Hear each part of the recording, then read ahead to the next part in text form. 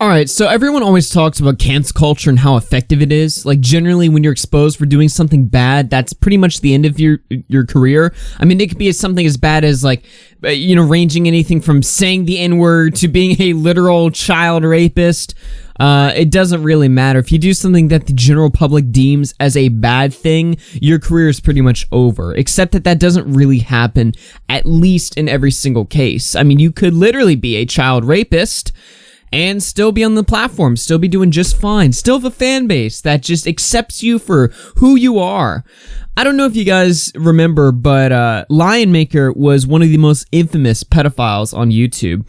He was probably one of the biggest of the Minecraft pedophiles when Minecraft was beginning to die off in relevancy. It seemed like the community, the YouTube community, focused their attention more towards the weirdly high amount of pedophiles that infested it.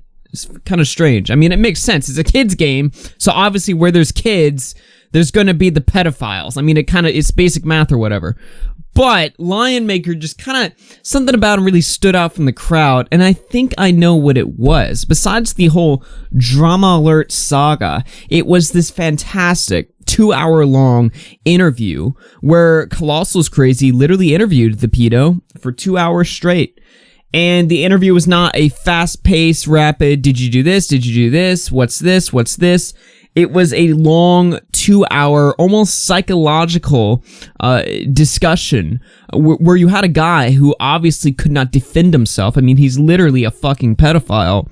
He could not defend himself, so he had to stammer his way through 2 hours of just torture with questions, which is, the least amount of torture a pedophile deserves, but hey, it was interesting nonetheless, and it's a really fascinating case study on the mind of pedophiles, and I'm really glad a video like this exists because, like I said, it's a fascinating listen to. You can hear I'll play the teaser of it just to give you an idea. I know for some people this is like old news or whatever, but this interview came out 4 years ago, so there's a decent amount of people who haven't ever seen this before.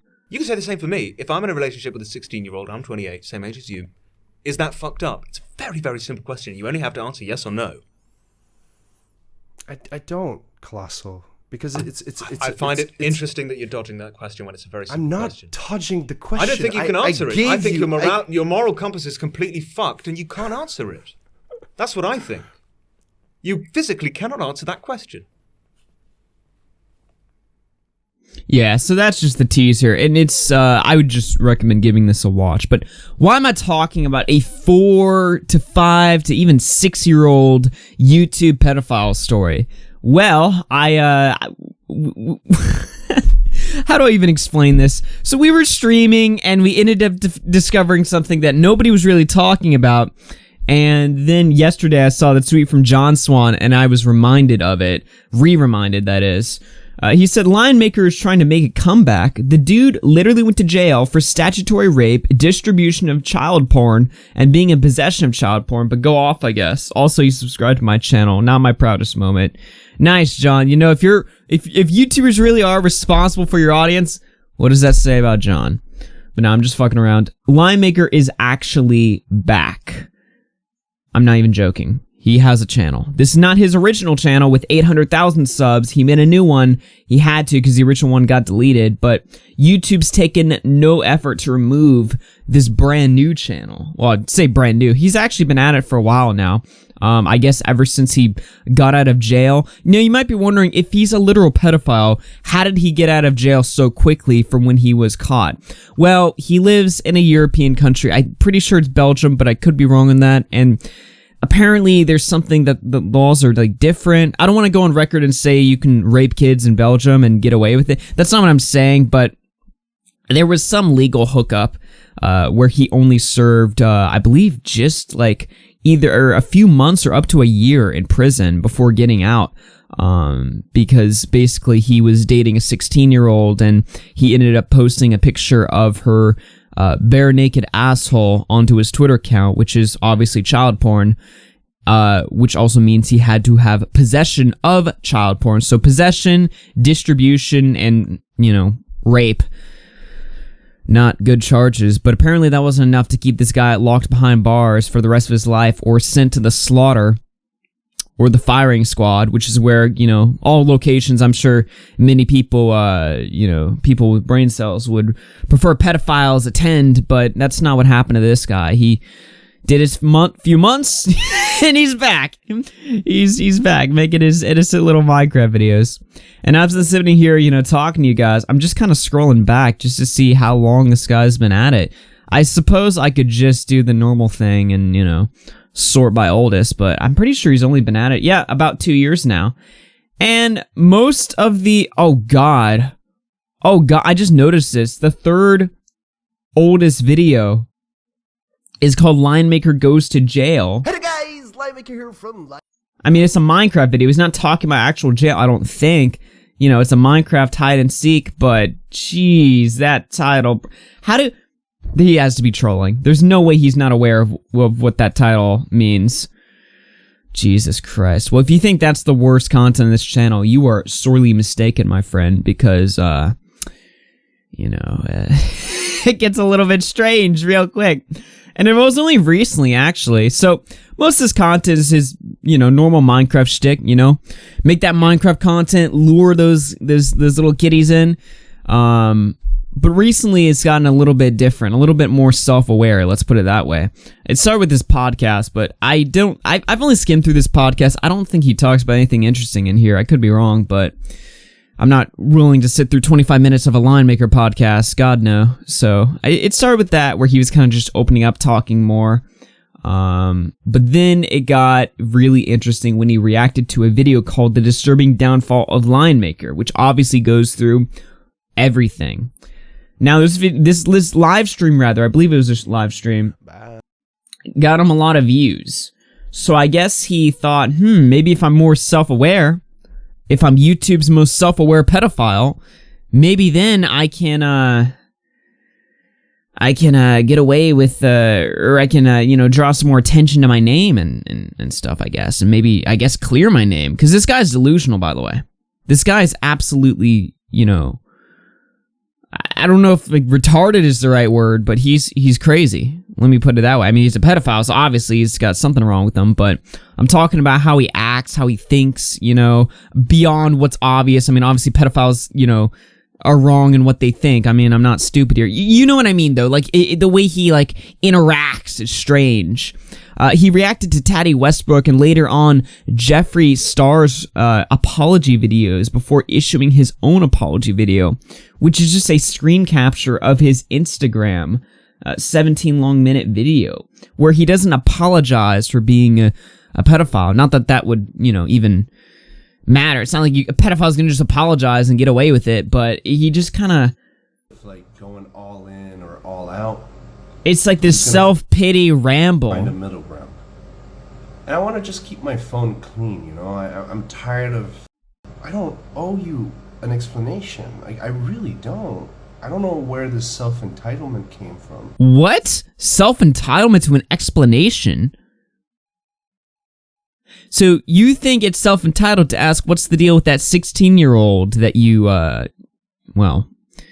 groomed? I mean, I don't know what the proper term... I mean, look, he's a pedo, all right? He was 28, she was 16 or whatever. That's just... No. Why would you do that? He couldn't wait until, That's the thing I don't get about pedophiles when they go after, 16-year-olds. It's you couldn't just go after an 18-year-old, Now, I mean, look, people always debate about the age differences, should 30-year-olds date 18-year-olds or something like that, and that's a whole separate discussion. The point is that at least it's legal, okay? You might morally think that that's wrong, but at least it's legal. Going, younger than 18, it's just why? What are you doing? You're completely throwing your life away. You're ruining some girl's life, for literally no reason other than, your own lust. Really? I mean, that's putting, the crimes of pedophilia in the most nicest, bubbly way possible, But anyway, so he does this, self-pity rant. It's just 17 minutes of feel bad for me. They wronged me. Just, I joked about him being, the YouTube's most self-aware pedo, but he's really not.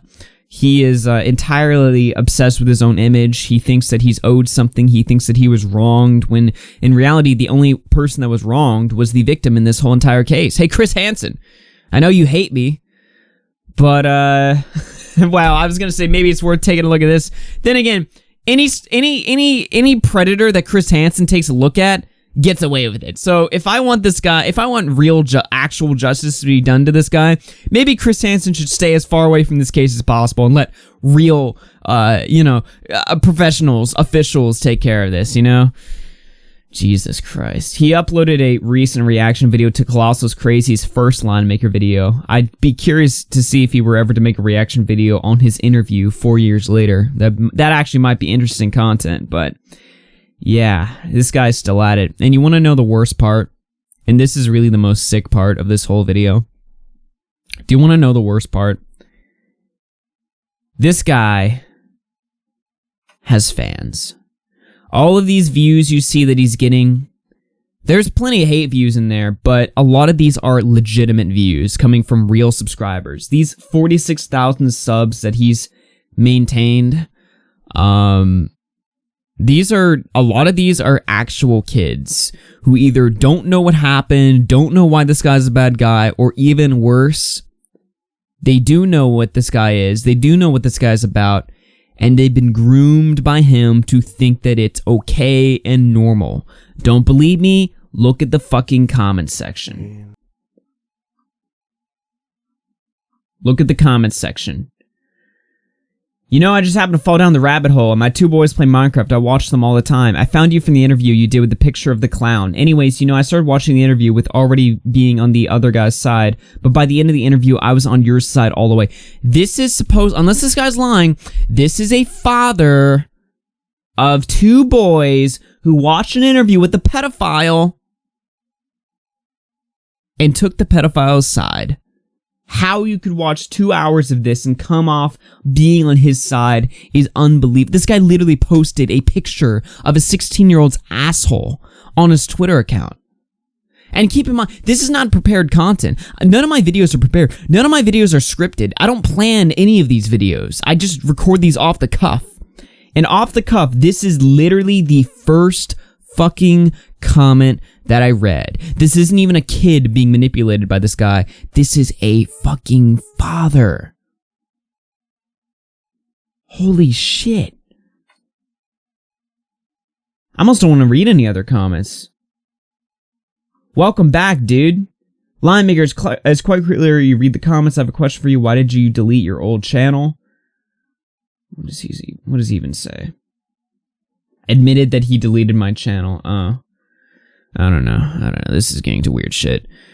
Look, YouTube, I'm not saying that YouTube needs to terminate this guy's account, because he'll still lure kids anyway. It doesn't matter whether his account is there or not. He'll find a way to lure kids. The point is that, you know, monsters like this are allowed to roam free. And that's the state of the world that we live in, you know, even in the US. You know, I'm sure there's cases where people have done horrible things to kids and gotten away with it. In fact, I know of cases, and it's sad.